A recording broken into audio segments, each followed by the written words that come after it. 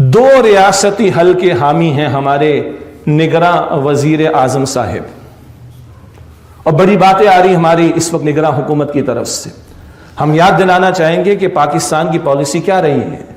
قائد اعظم کا کوٹیشن بار بار پیش کیا گیا ہے۔ قائد اعظم نے واضح طور پر فرمایا تھا کہ اسرائیل کیا ہے؟ مغرب کا ناجائز بچہ ہے۔ تو قائد اعظم تو بڑے کلیئر تھے، امت کی عوام بھی بہت کلیئر ہے، امت کا بہت بڑا طبقہ بھی اس بارے میں کلیئر ہے، مگر اب کچھ مفاد پرست ہمارے ہاں کچھ باہر نے جی دو ریاستی حل، اور رہی صحیح ایک فلسطینی اتھارٹی موجود تو ہے، محمود عباس اس کا صدر ہے، اور اس سب کے باوجود اس وقت کیا ہو رہا ہے؟ اور وہ نتن یاہو جو ہے وہ اقوام متحدہ میں کبھی گریٹر اسرائیل کا نقشہ دکھائے، اور اس کے اور ذمہ داران بار بار کہیں ہم تو گریٹر اسرائیل کی طرف پیش قدمی کریں گے، ہماری تو سرحدیں متعین نہیں ہیں، ہم نیل سے فرات تک جانا چاہتے ہیں۔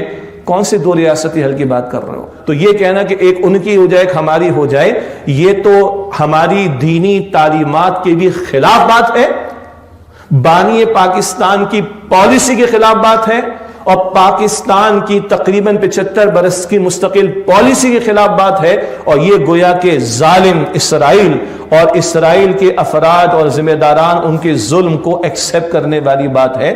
اللہ تعالی ہمارے حکمرانوں کو ہوش کے ناخن لینے کی توفیق عطا فرمائے۔